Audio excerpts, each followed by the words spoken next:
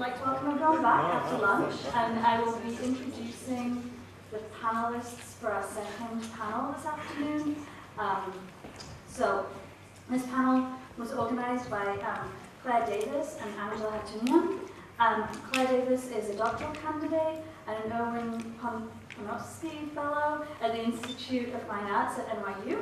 She is writing a dissertation at the moment that focuses on art in Egypt prior to 1952. And Angela is an assistant professor of art history here at AUB, and she's also the associate editor of Art Margins, which comes out of MIT Press. Also on the panel is Temur Sheikh, who is a PhD candidate in the Department of Art History and Communication Studies at McGill. So please join me in welcoming our panelists.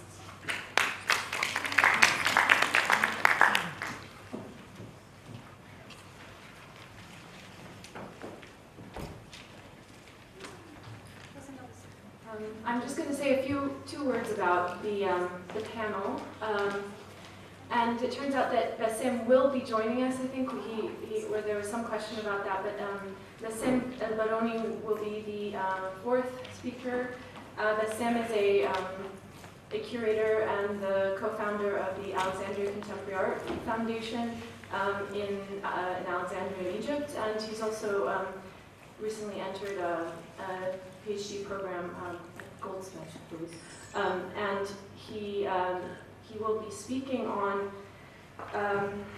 the issue of edification in Egypt, and he sort of posits the question that, why does edification begin to disappear? Edification as a topic begin to disappear from the art lexicon in the late 1960s. Temur Sheikh will be speaking about the work of contemporary artist Hassan Khan, and also in relationship to a sort of tool of analysis which I think he's developed in relationship to Edward Said's, some of Edward Said's writings.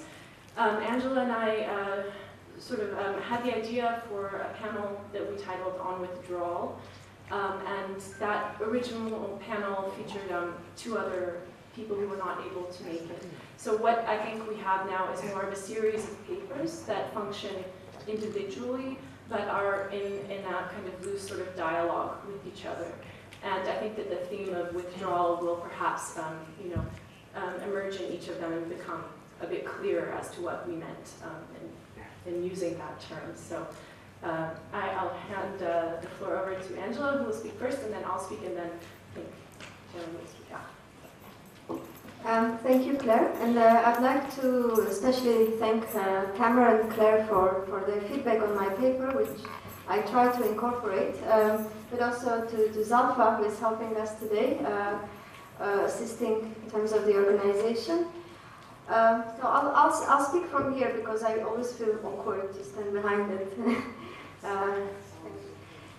So I'd like to begin my talk today with a set of questions that will run throughout this presentation without the possibility yet to come up with answers. Why to revisit 1967 and trace its cultural impacts at this moment in time? Are transformative moments in history always related to a trauma, or can there be also affirmative ones? What is specific about the present moment in the Arab world that calls for an art historical or historical reconsideration of Naksa? Is there a preference for structures of historical trauma and histories of the region? How is it possible to trace an event from the position of the present without constructing causal relationships? Is the event articulated at the point of its emergence, its immediate happening, or does it unfold throughout time? What is the duration of the event? If the event is a traumatic site, a primal wound in history that undergoes multiplicity of transformations, then how do we recognize its permutations and appearances? What is the dialectic of continuity and rupture, cultural generation and decline, mourning and celebration in post-Naksa Egyptian culture? In historiography in general, and art historiography in particular, the desire to revisit, reconceptualize, and rehistoricize certain periods as epochal shifts and ruptures, and find ideological, formal, and stylistic continuities often arise from the needs of the present. The methodological urge of the historian to reconstitute the certain areas often concealed behind a deceptively seamless narrative and remains unarticulated at the level of the text. However, even if a historiographical venture remains unreflective towards the present, nevertheless this concealment still reveals a specific politics of the method. In my talk today, I will outline several observations, so I'm not an expert in this field and I'm not aiming to construct a coherent argument, but I'll present some observations that I made recently without access to primary sources, and this is the Achilles' heel of my paper. Nevertheless, realizing all the limitations and shortcomings upon presenting a coherent argument, I'd like to trace some of the ways in which the historiography of Nasser's period struggled and subsequently failed at establishing a methodologically consistent approach in relation to the politics of the Sawra, of the revolution. I suggest that this failure had implications that went beyond the disciplinary field of historiography and also by extension art historiography. The impossibility to articulate a methodology in the face of the reality of the event resulted in the understanding of history as cultural politics, a politics of identity subsequently cut up between the dominant poles of Turath, Asala and Wasira, tradition, authenticity and contemporaneity. A paradigm that has become an established cultural and historical discourse after the 1967 defeat. In other words, the search for the truth of the method, for an ideologically potent and methodologically coherent historiography, and the failure to arrive at one was transformed into debates on cultural identity that haunt discussions on Egypt's past and its present. The historiographical endeavors throughout the 60s I'll refer to are not merely historiographical efforts, but constitute a simultaneous search for an ideological kernel, a national and socialist foundational narrative around which an artistic practice as well as a historiographical endeavor could be configured. What was the impetus for abandoning the discussion over a coherent method? How did the shift, if there was one, from reconceptualizing the historic moment to merely using the past as a resource for the politics of identity occur? What motivated the transition from a revolutionary engagement with history to becoming its mere observer? I suggest that the underlying reasons for such failure was not a scholarly oversight or an impotence, but the fact that the Nasserist ideology itself lacked necessary potency in relation to which historiographical approaches could position themselves. And by saying it lacked necessary potency, I don't mean it lacked a discourse, an overarching discourse, but it lacked a foundation of revolutionary theory.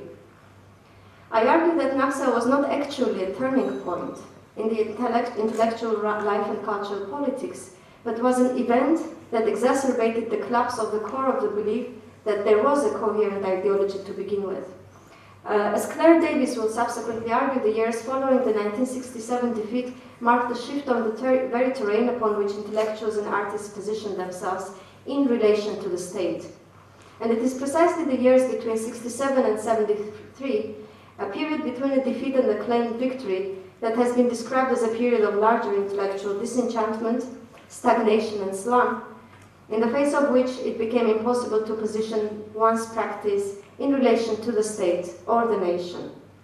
But this immediate disenchantment resulting from a defeat by the forces of the external enemy in itself testifies to the fact that the internal ideological foundations of Nasserism, if any, were unstable before the war, and despite the enemy. Unlike the preceding revolutionary instances of the 20th century, and most notably the Bolshevik Revolution, Nasser never laid out the revolutionary praxis, a theoretical practice and practical theory. Neither did the Free Officers' Coup of 1952 produce the charismatic ideologue who would provide a holistic and comprehensive theory pertaining to the totality of the social world. Even Nasser's 1954 book, Egypt's Liberation, the Philosophy of the Revolution, constituted a personal account of the coup's raison d'être, and fell short of offering a program of prescriptive theory of the revolution, though he did attempt to translate his personal narrative into a national narrative. Writing on the revolution's impact on culture in Egypt in 1975, with a tone of liberal triumphalism, and in an attempt to salvage intellectual endeavors from their instrumentalization by the state, historian Jack Krabs declares, Egypt has remained in the end a country in which the meaning of crucial terms, revolution, socialism, Islam, historical revisionism, objective literary criticism can at least be discussed. She is fortunate in never having had a Marx, Lenin, or a Mao to provide immutable definitions of these terms. End of quote. So after presenting some of the historiographical endeavors in the 60s, I will outline a need for historiography that does not merely recall the past as a lesson, but becomes an intervention in the present itself. I argue this is possible if a historiographical practice attempts at arriving at the truth of the method as a political tool, rather than positioning the practice in relation to a dominant political and statist narrative. My time frame for the discussion of the historiographical endeavors is between 1961 and 1967, and it is not my desire here to write a survey of different historiographical approaches and battles over meaning, but to point at some of the instances in which various efforts of historians failed to form a programmatic historiographical approach. In the first case, after the Free Officers' Coup, in the first decade after the Free Officers' Coup, historians did not have an explicit mandate from the state to form a unitary methodology. It was only in 1961, when Nasserism turned towards more or less programmatic socialism, populist socialism, that the need to move towards a consistent cultural policy emerged. Thus far, the cultural and educational organs of the state had operated on the principle of patronage without a state-sanctioned mandate for public discourse. The call for consolidation of historiography and cultural activity in general followed serious secession from the Union and coincided with the Cultural Revolution in China, which exemplified a consistent translation of the political revolution to the domain of culture. It also provided an alternative socialist model to that of Stalinist Soviet Union. In 1961, in a tone that resembled Mao's Cultural Revolution, Nasser announced, I quote, "The Cultural Revolution puts itself at the service of the political and social revolution. We are on the way to building a society based on self-sufficiency and justice. We must have a cultural revolution which will be hostile to imperialism, hostile to reaction, hostile to feudalism, hostile to the domination and dictatorship of capitalism, hostile to all forms of exploitation, a cultural revolution which aims at letting the people know their rights, their true gains, their hopes, and finally to find their friends and foes." End of quote. Nasser's 1961 shift towards the Sovietization of Egypt at the level of cultural policy was also a response to the Cold War constellation of power in the region and the need to form firm alliances in the face of the Baghdad Pact.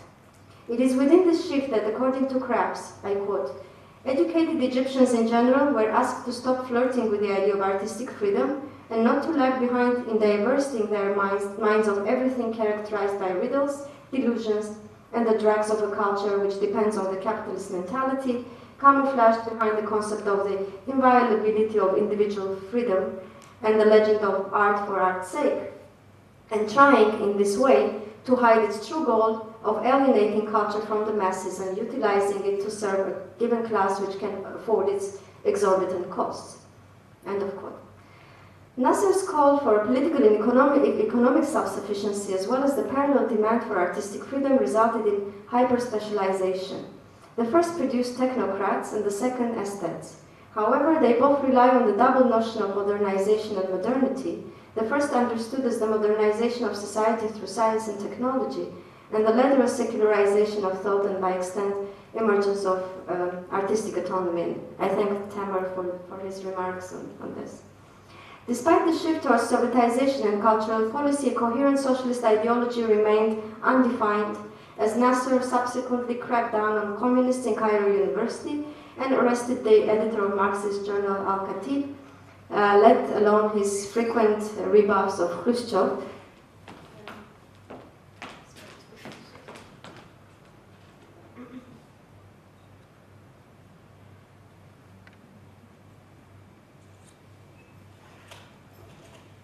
And I think it will. Yeah. I have this very kind of interventionist image that was found in a Lebanese magazine from the 60s, in which you see Khrushchev and Nasser meeting, but a colleague of mine added a bird shit on Khrushchev's sleeve, which is a kind of the punctum of this image, which also illustrates the kind of ambiguity in the relationship between the Soviet Union in the years of Khrushchevian thought and Nasser himself.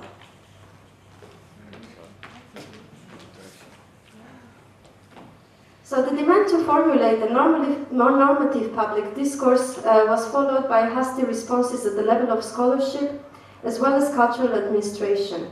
On the domain of cultural administration, the shift towards bureaucratization and ideological consolidation had been already prepared by the establishment of the Higher Council of Arts, Letters and Social Sciences in 1958. And I quote the mandate of this body: to bring all literary output under government control. In 1961, the Ministry of Higher Education was created and its adjacent body, the Higher Council of Universities. Committees dedicated to national consciousness, research and national orientation and education were also established. The mandate came down by the 1961 charter, already mentioned here, Mithaq, published by Nasser, which was an attempt at setting a clear ideological ground for the revolution based on scientific socialism. But even within this mandate, the charter was theoretically and politically inconsistent in terms of its declared framework of scientific socialism, as it also contained idealistic references to God and eternal spiritual values that guide men. The Higher Institute for Socialist Studies was created to implement the charter. It continued its activities after 1967, but lost its role as a center for radical socialist thought. The only ideological parameter was, as Harayr Tekmeciyan states, to pursue a Cairo-centered pan-Arabist state in historiography. In 1963, a national project to rewrite Egypt's history along objective lines, with the class struggle of the Egyptian people as the main historiographical approach, was announced by the Ministry of Culture, which only came to practice in 1965. It is in this context that Mohammed El-Anis emerges as a leading figure, eager to formulate a national history with a socialist materialist basis, the latter adapted to overcome the former. In a Leninesque fashion of considering the national as a historical necessity to be overcome by socialism, El-Anis declares, I quote, "It is for us in the present stage to raise these historical studies from a national to a socialist perspective, because the socialist view is the offspring of the current phase upon which our society boldly embarks." End of quote. He fervently propagated the implementation of historical materialism as a methodological historiographical framework, an effort that was institutionalized in the universities in the late 60s. If Hassan Uthman, another historian involved in the committee, argued that no doctoral dissertation could be approved if the research referred to the last 50 years, in that the temporal distance would guarantee objective historical analysis, Anis believed that the evolving present was always already historical and allowed for objective interpretations, if one was to treat the present in its totality with historical consciousness. For Anis, the intellectual was a possessor of knowledge and insight into historical events, but also someone with strong socialist progressive tendencies. Only then a scientific revolutionary historiography could be established. The historiographical project, which is known as Al-Mashhur, led by El-Anis, engaged in lengthy discussions in the next few years over formulating a collectively written historical survey chronologically covering the period between Egypt's pharaonic past and the present with a correct socialist tendency. Anis propagated this idea in the pages of Al-Khatib until the 67 defeat. It is quite telling that the need to come up with a collectively written historical survey emerges in the 60s, when Nasser himself strove to elaborate common ideological guidelines for the revolution as exemplified by the Charter.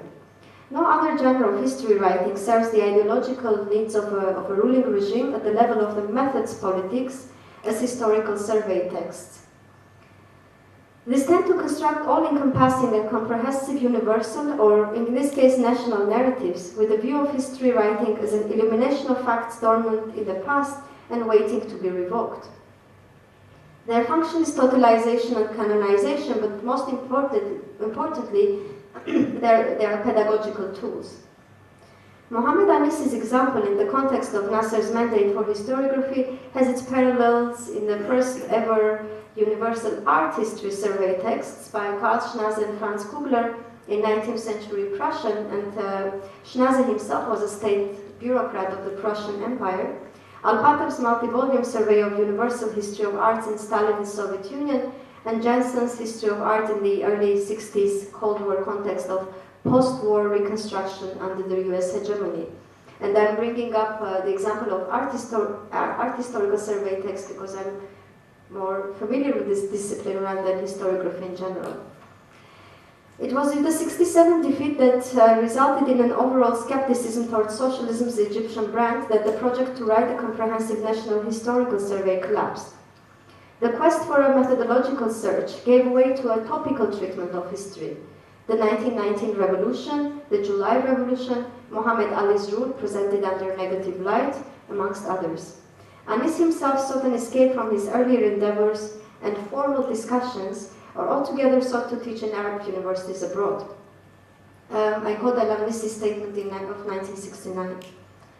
Whenever I got rusty, as a result of discussions with intellectuals in Cairo, formal discussions which never lead to anything, I always considered trying to remove this accumulated rust in some way or another. I finally decided to visit the Canal Zone in order to live with the people there a few days as they faced the enemy on the East Bank and crossed swords with him every day, and in fact every hour, until confronting the enemy became a precious part of their lives. End of quote.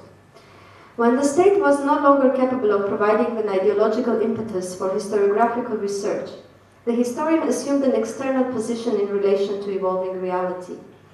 Historiography was no longer treated as a surgical intervention into the revolutionary present, but an evocation of a past to be conveniently brought up to produce arguments about identity in the context of the need to look at oneself in the mirror.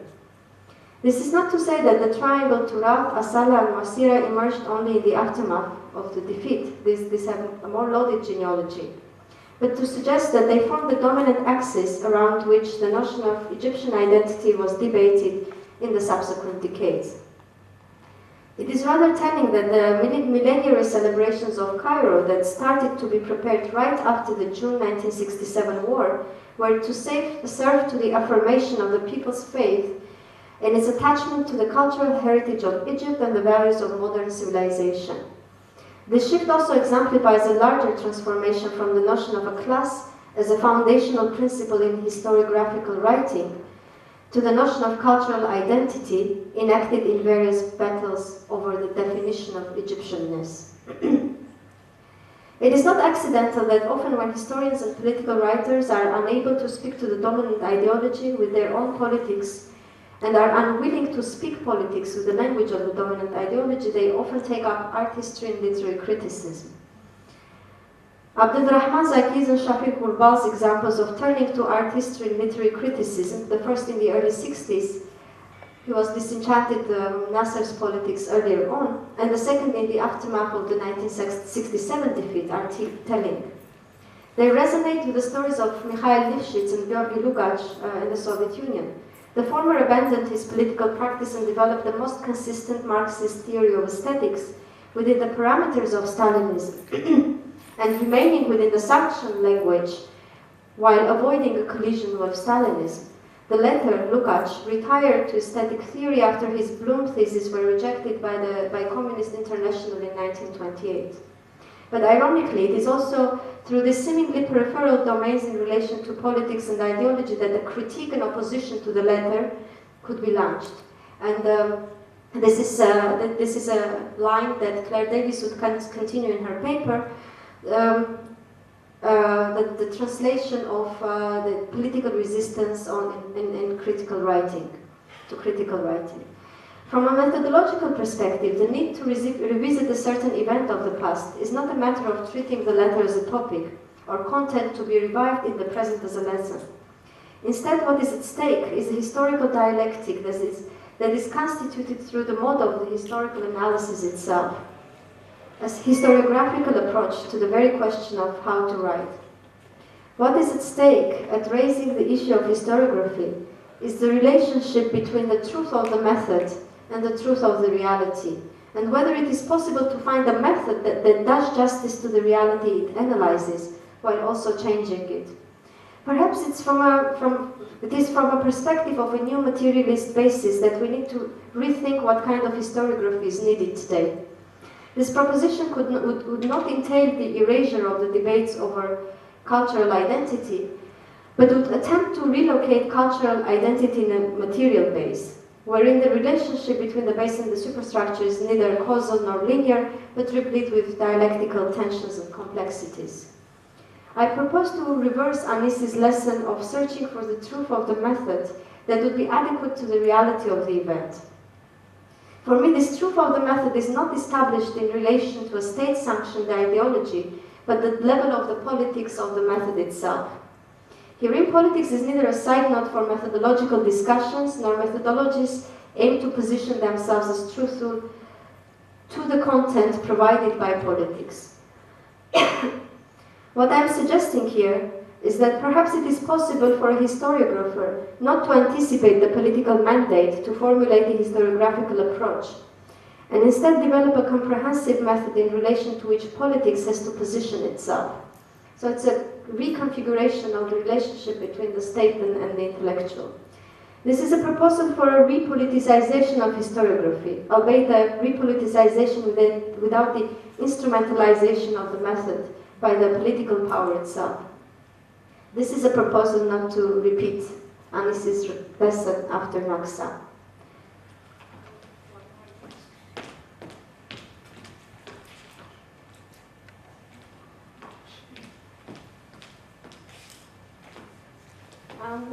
I would like to end here with a late 1960s painting by Ahmed Mustafa, which is entitled Before the Apocalypse. The vertical plane of the canvas, figuratively rendered, is divided into two horizontal planes. The upper part depicts a massive block of industrially cut rock, itself divided into multiple planes that contain snapshots of soldiers and grieving figures rendered almost photographically. With their flatness that references mechanical reproducibility and specifically newspaper clippings and media images, they contrast to the three-dimensional voluminous rock that houses them. Each plane of the rock promises a window to the totality of reality, but all that it's able to offer are photographic snapshots. The massive stone is precariously suspended on an abyss. The only support that prevents the immediate collapse is provided by two sculptural hands that reveal fragility underneath the projected strength. The arms that support the hands are nothing but drapery that is no longer capable of sustaining the weight of reality on the verge of collapse.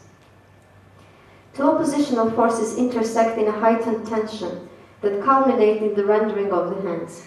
The gravitational force and the chain pulling the massive rock down, and the precarious hands unable to prevent the ultimate collapse, but only capable of delaying it for a moment. The event is suspended and deferred, but it is a fait accompli and will strike with a full apocalyptic force. Mustafa's painting projects an unattainable desire towards form, coherence, and totality before inevitable disintegration of all form. Thank you.